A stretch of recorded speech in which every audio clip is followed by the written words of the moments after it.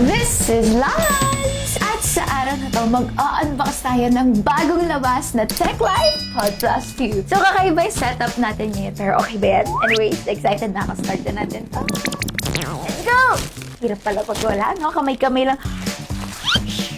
Make life simple. Tada!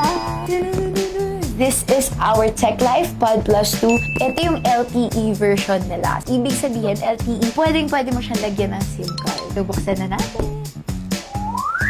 Grabe yun, ang kamay lang pinambukas. Nice! Ganito pala yung feeling ng mga nag-unbox. Ooh! Nice! Wow! Satisfying, di ba?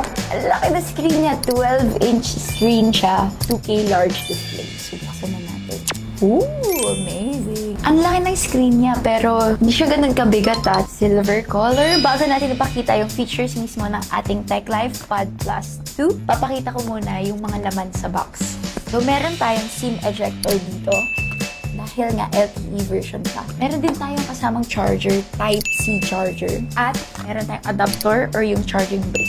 At instruction manual. So that's it for the box. Proceed na tayo sa ating TechLife Pod Plus 2. Dito ako pinaka-excited. Meron tayong metal back premium design. Ang ganda ng color nitong sa akin dahil ito ay silver color. I think meron din silang black at saka pink. Yung camera natin, yung back cam natin, it's 8 megapixel camera. So front cam natin, it's 5 megapixel camera. Sige nga, testing natin yung camera niya.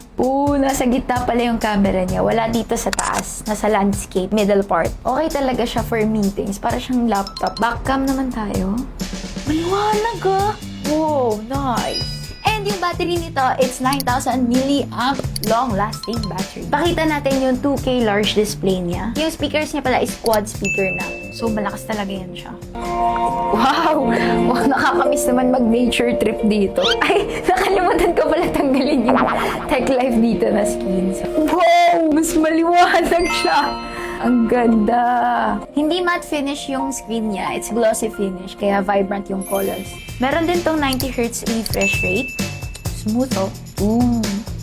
Pagdating naman sa storage, hindi ka naman mamroblema dahil meron siyang 128 internal storage at meron pang up to 1 terabyte expandable storage. Ito yung brightness mode niya. Ito yung pinakamababa.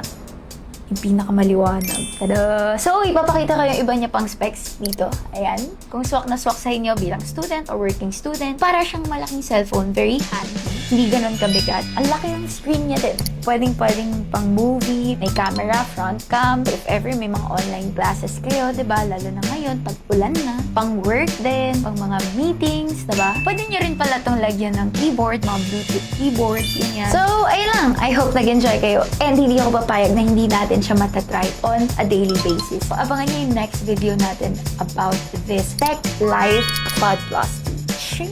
Ayun lang. That's it.